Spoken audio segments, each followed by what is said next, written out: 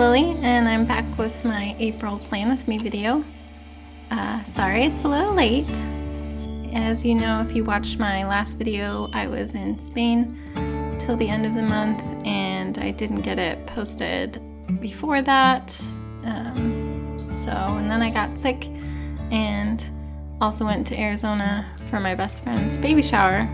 So anyway, here's my slightly late April video. This month I decided to do a bird theme. I have this really cool vintage bird book that I got at a thrift store.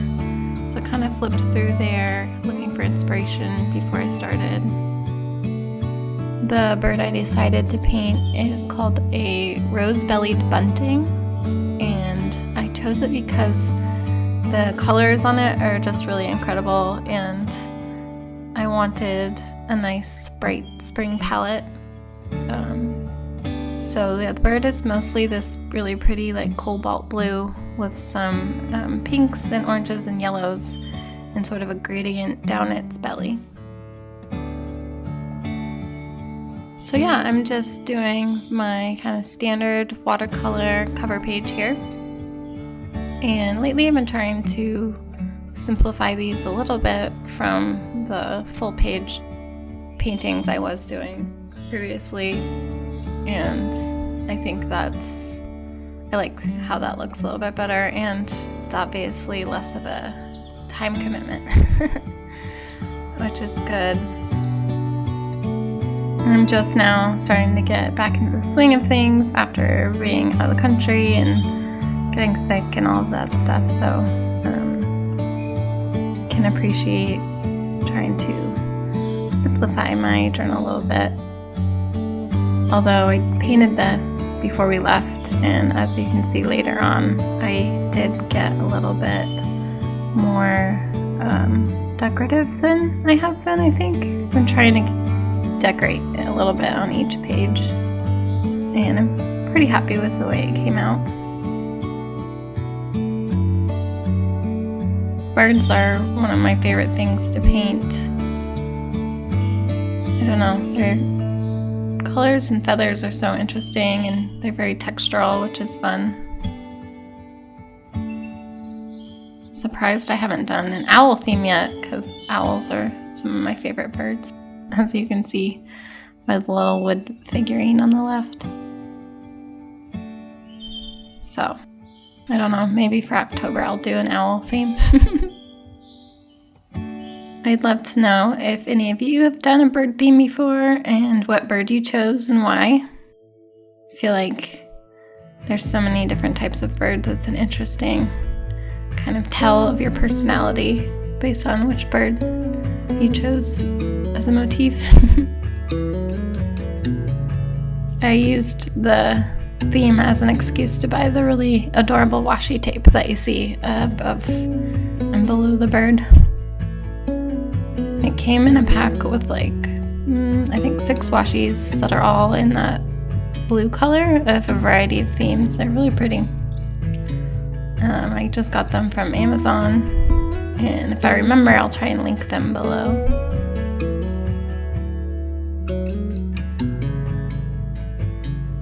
I've been trying to make these videos a little bit more chatty, just because I enjoy when other people's videos are a little bit chattier. But I'm sorry if my voice is still a little bit sick sounding. But yeah, you can tell me in the comments if you prefer kind of more just music and painting, or if you prefer a chattier style video.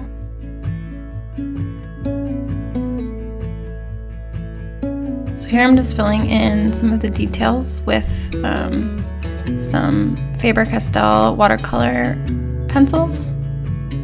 And I like how they add a little bit of texture and more definition. Sometimes I think watercolor needs that a little bit of like a hard edge, but I don't really like some of the more like really outlined watercolor with pen, so watercolor pencil is a good compromise for that.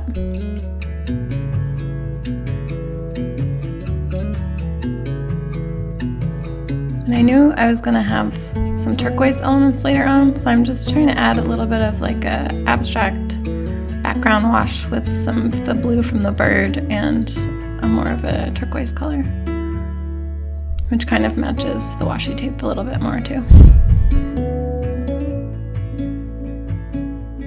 Now I'm just painting a little swatch so that I can add the month,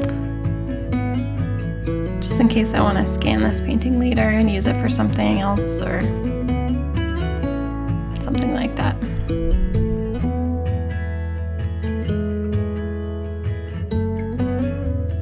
I think I'm starting to get slightly better at lettering with a paintbrush. I think the key with the P.H. Martin's bleed proof ink I'm using is to water it down a lot more, because in the past I've tried to apply it when it was too thick.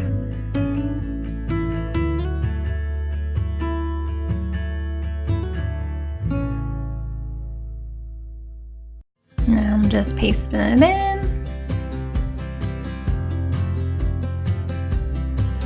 And I always forget to sign it until I pasted it in for some reason. I tried the bird washi and then it looked too busy, so I've just got some plain white washi. It's nice because you can write or paint on it, but for this I just wanted it to look kind of plain.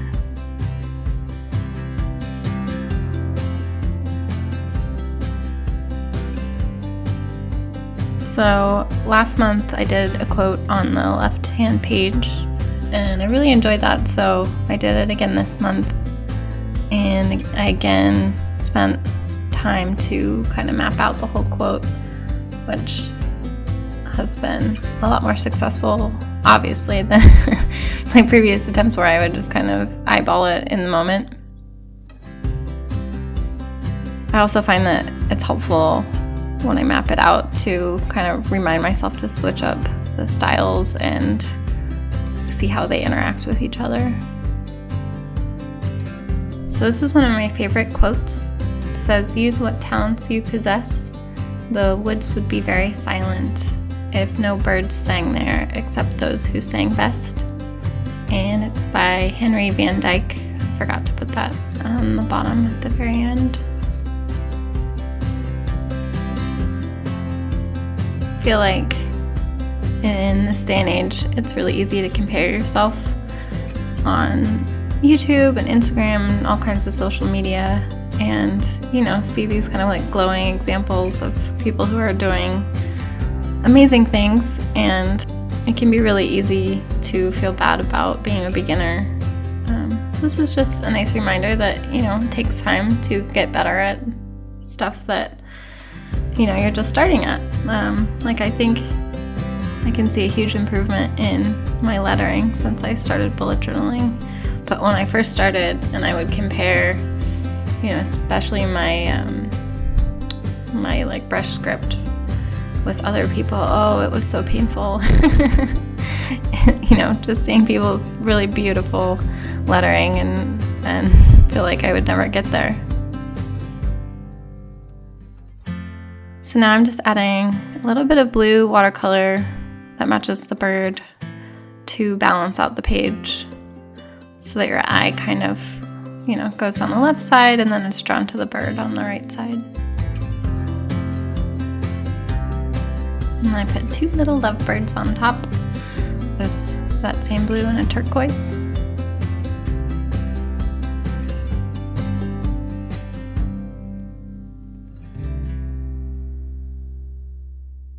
Moving on, did just a very slightly different first page for my goals. Over here I made the goals section smaller and added a task section, which is good because I don't need all of that room for goals.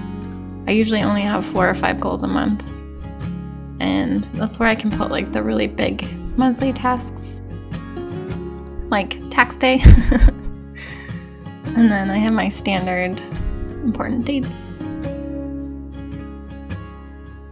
And as you can see, to add decoration to the kind of smaller pages, I did kind of birds on a line around a wire theme, and then with all of the text, I connected the ends kind of in line with that same thing, as if the text is like the birds on the line as well.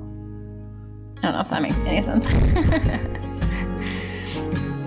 So here's my habits page. I can't remember if I did this style last month or not. I don't think I did. I'm trying like more of a big box and then a calendar within that. Which I can't remember who I saw do this. I don't know, it looks nice. It looks a little less like clustered, and I don't know. I like that there's room around the spaces you're filling in. I just continued that same text theme that I'm kind of doing throughout. I added my workout tracker back in on its own. I keep going back and forth on whether I want to do that or not, but it's kind of nice when I am working out to know that I'm doing different types of workouts and not just doing the elliptical every day, which is a habit I fall into.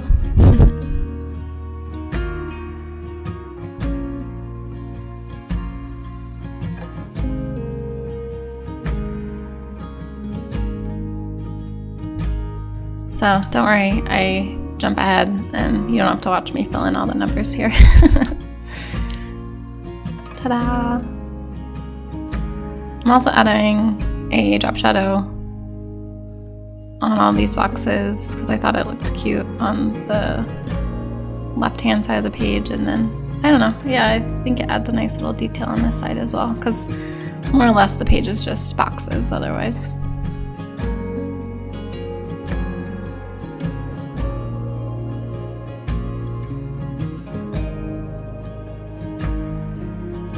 And then these two pages are going to be a gratitude, kind of a gratitude cloud, more or less, because I'm just going to letter in randomly things I'm grateful for and not necessarily do a daily log.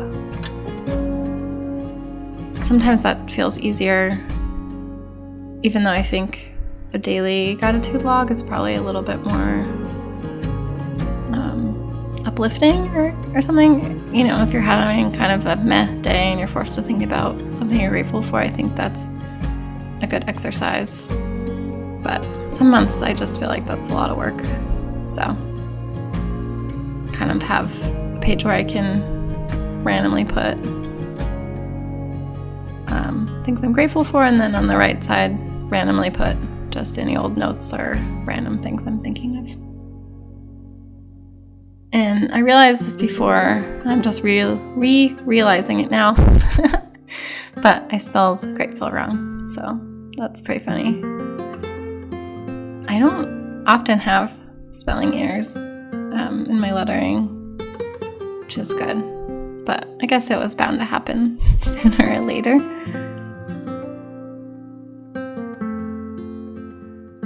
So yeah, I'm just adding a cute little rose-bellied bunting on the left again. And I put a lot more work into that than I thought I was going to. I thought I was just going to do kind of a simple bird, and I didn't. And then these little flower tufts, I'm trying to pull more of that color, that coral color from the other page over.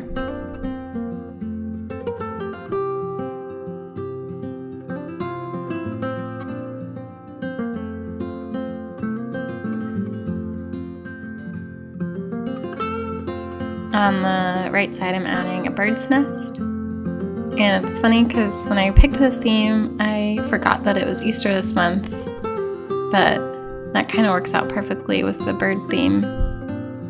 I've never understood why eggs and the Easter bunny went together for Easter. But anyway, here's some bird's eggs. And I think for Easter week, I'll probably do more egg drawings just for fun.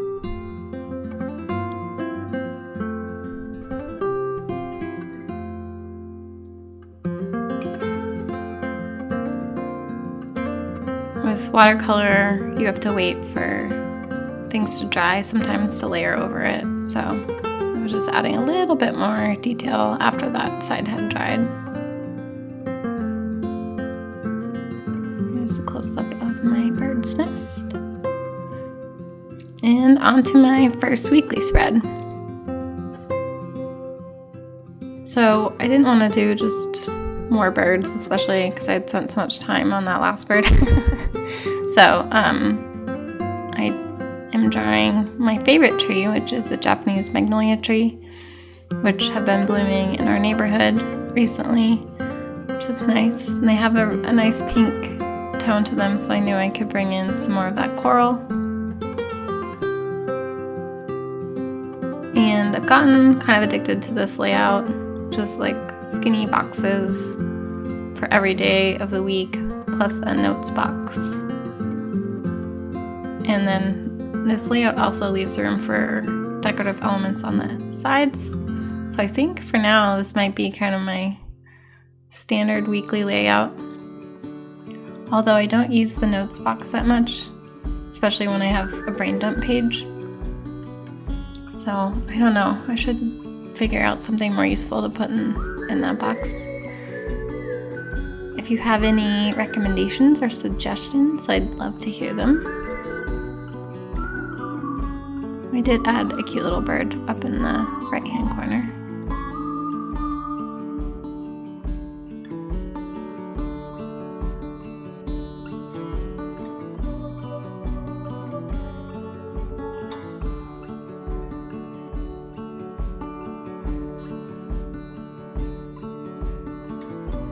So now I'm just kind of messily adding that coral color for the flowers, and I like how that looks with pen. Kind of when you go over the lines a little bit here or there, don't quite fill up the shape. Especially for something organic like flowers.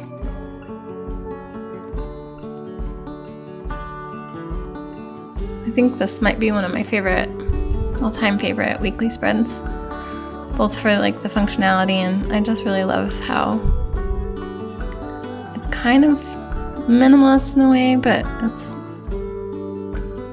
I don't know, it's pretty, and I was really happy with the way the illustrations came out. Now I'm just adding that drop shadow to kind of stay consistent with the theme. I added it in watercolor instead of my marker though, and I don't know, that wasn't a great idea because it came out a little uneven and streaky, but yeah, overall I'm really happy with this spread.